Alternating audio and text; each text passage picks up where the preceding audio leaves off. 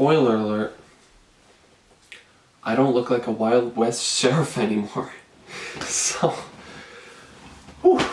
But also, spoiler alert for The Mandalorian Season 2. This is going to be a kind of review, well, not kind of review, it is a review of The Mandalorian Season 2.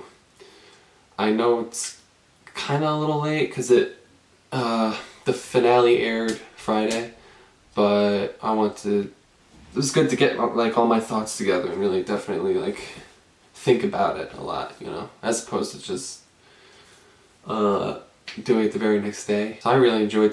I really love this season. This was a good one. More explosive, a very explosive beginning in the first episode. With the heading back to Tatooine, the showdown with the Krayt Dragon. It was a great reintroduction to the world of Star Wars through this TV show. You know, following Mando on his journey with Grogu. Baby Grogu! I'm so happy we got to hear his name. I'm not calling Baby Yoda. It's Grogu now. I'm sticking with that. Because that's his name. I mean, I kind of flip-flop between Baby Yoda and the child. But Grogu, finally, he's got an official name. We knew it was coming, but I like how abrupt they kind of dropped it. They dropped his name. There isn't really so much build-up to for certain things, like Grogu's name, or Mando's real name, Din Djarin.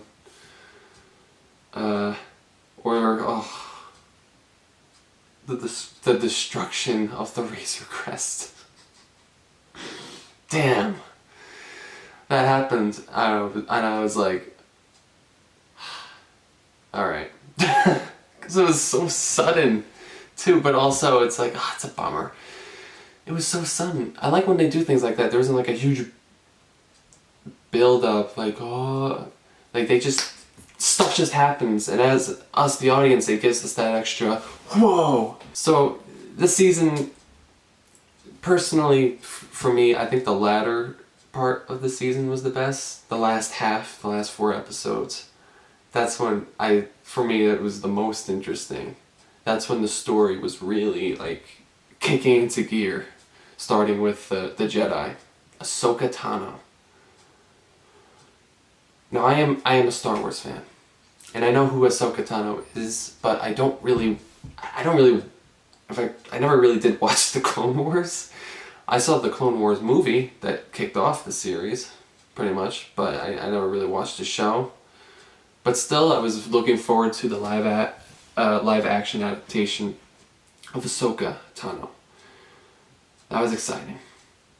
Bo-Katan, too. I actually didn't know Bo-Katan was going to be in this. When I saw her on the screen, she came on the screen in her first episode, The Heiress.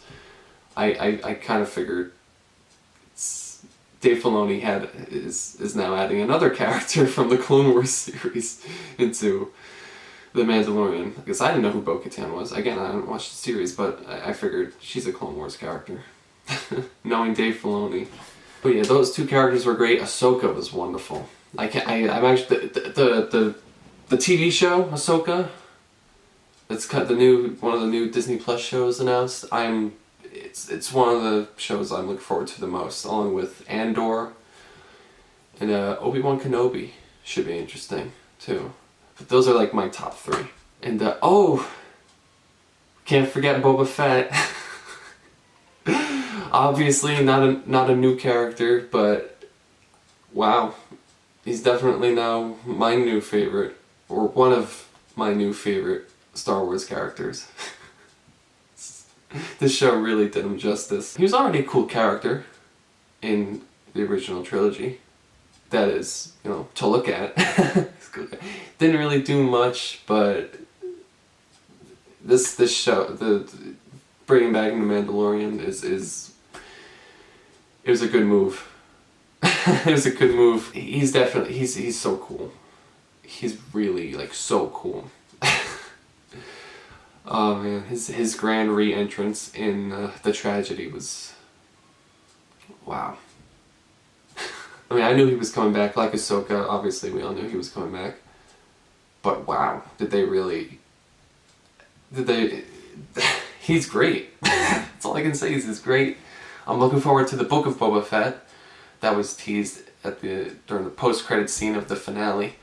I actually thought they were advertising a book, if I'm gonna be honest, like an actual book. Thought maybe a year from now I'm gonna go to Barnes and Noble and see shelves of like this fan book of Boba Fett. I don't know, but no, it's an actual show. It's an actual show. I'm looking forward to that. Okay, top 4. That's in my top 4 shows. Ahsoka, The Book of Boba Fett, Andor. I guess Obi-Wan Kenobi, don't be mad at me, but I guess that's my number 4 one. Because I liked Rogue One, and I'm looking forward to Cassian Andor's backstory. And like I said, Boba Fett is probably now my new favorite character, just thanks to those 3 last episodes of The Mandalorian Season 2. And then Ahsoka, she was wonderful.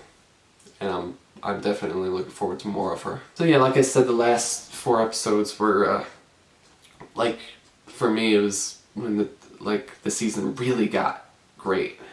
I mean, the first 4 were great, but it was mostly, it was mostly Mando's, it's the Mandalorian's thing, an episodic adventure, per season, doing one thing, one episode, then another thing in the next episode. I think the weakest episode, of all of those 4 episodes, or of the season overall, was, and I'm not saying it was bad, I'm saying it was probably the weakest, The Passenger. Because, yes, it was definitely filler, but I feel like it's kind of the Mandalorian, again, it's kind of the Mandalorian's thing, an episodic adventure or thing he does within the overall story that eventually will come back later in some way, which is what The Passenger did too. It made a callback to one of the episodes in the previous season, what was it called? It's the episode when they break the prisoner out. Oh, it's called The Prisoner. The Prisoner. The New Republic pilots didn't arrest Mando because of how he helped them out, arresting those 4 criminals in the last season. So they cut him loose. Which brings me to Mayfeld. I hated Mayfeld last season. He's just a jerk. Yeah, they were all jerks, those criminals. But season 2, The Believer. Now I like him. He was great. I'm glad they brought him back. I'm glad they brought him back, and now he's probably more likable than he was. At least for me. Yeah, it's great. I'm glad they're actually doing that. Some minor supporting characters that were kicked in the dirt last season are now brought back and redeemed in some sort of way. Like Fennec Shand, she was literally killed in the last season, and now here she is again, Boba Fett's partner, brought back to life thanks to Boba's intellect. She's Boba Fett's sidekick, and she's gonna appear in Boba Fett, the Book of Boba Fett. It's great. I'm really looking forward to that. Going back to Mayfeld, I really like the dialogue he had with Mando in that one episode, The Believer. We got to know a little bit more about him too, his experience as an Imperial soldier, sharpshooter. Yeah, an Imperial sharpshooter, and how it really affected him. It broke him. But we got to see him get his payback towards the Empire in this episode. That was really great. Yeah, he's not so bad. Talked about all my favorite parts, the characters, the characters I like more now than I did in the last season. Favorite episodes. I like Cobb Vanth. I thought maybe they were going to bring him back towards the end, like they did with the other characters, Bo-Katan.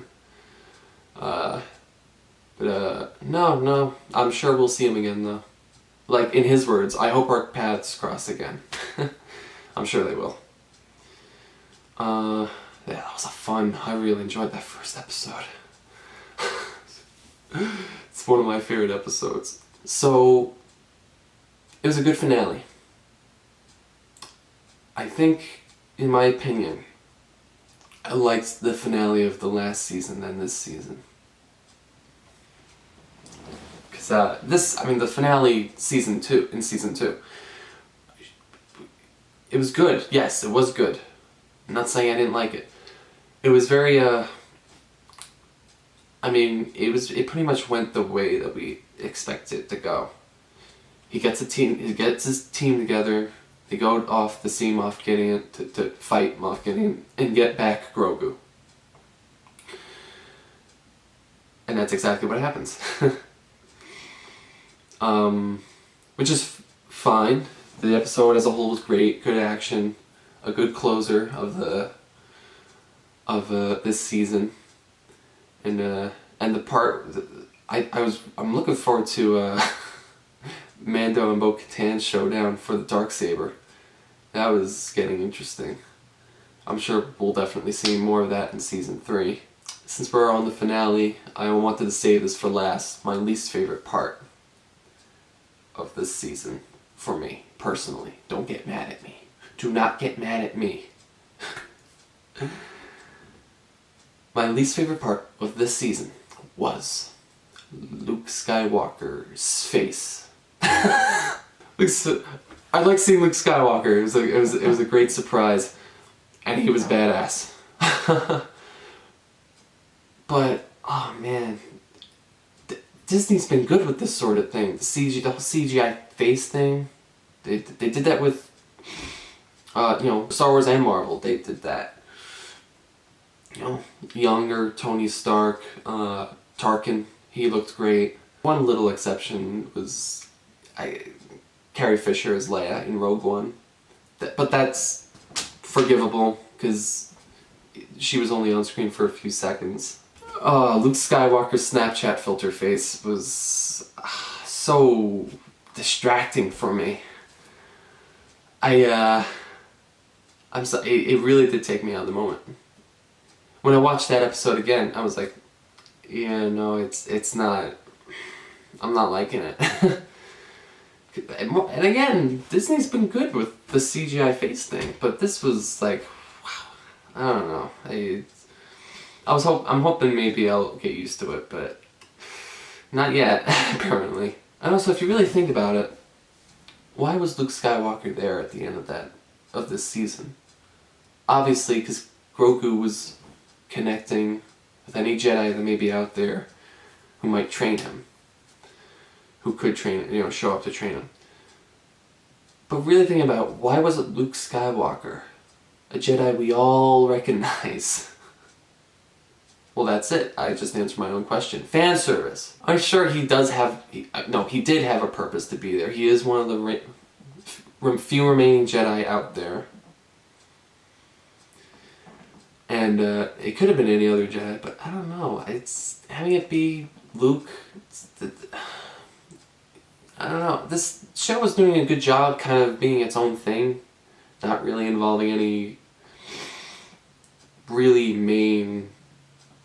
major characters from like the Skywalker saga. I don't know. But so maybe this is just me. Maybe this is just how I feel right now. Maybe it didn't really have to be Luke who shows up.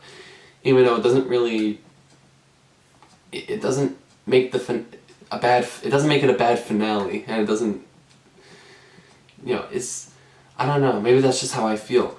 But the good thing about it is, apart from seeing Luke Skywalker be a badass and slay those sinister dark troopers, those things were really like T-800s, those freaking droids.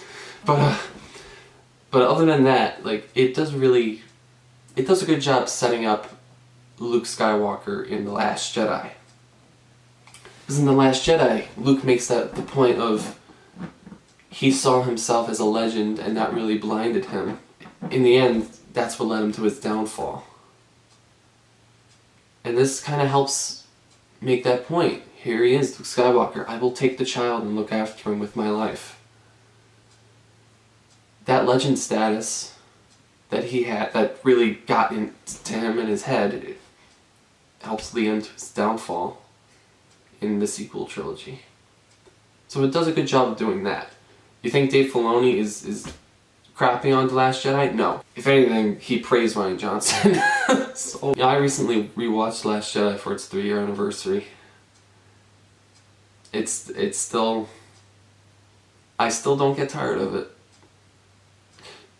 But yeah, I'm glad Dave Filoni, his direction is great. And the fact that Rian Johnson pretty much was like a mentor for him into doing live action, like doing this show, that's great.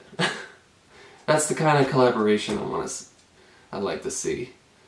If when it comes to interconnected storylines, like the MCU does a good job of doing, obviously, weaving its interconnected storylines, and I'm looking forward to its future as well as the future of Star Wars, with not just the next season of The Mandalorian, but the new shows as well, and whatever new movies might be coming out. Patty Jenkins, I think, is doing a new Star Wars movie. It should be cool. So yes, I really enjoyed this season. I'm still debating whether or not I liked it more than the last season. I don't know. Both are really good seasons. But again, I think the last half of the second season was spectacular storytelling, spectacular involvement of these, of both old and new characters. And well, I'm really looking forward to where it goes. Luke Skywalker taking Grogu to train him. Where is that going to go? Because obviously he's not in the sequel trilogy, and I refuse to believe that Kylo Ren slayed him down, along with the other Jedi trainees, Padawans. Excuse me. I refuse to. Let's not get to conclusions so quickly. Don't think like that. We're going to see the next season. It's going to be very different. By the way, I want to point out I made 2 predictions for myself of what would happen. First prediction: some Jedi will show up in the finale, whoever it may be, and that Mando would take his helmet off in front of Grogu.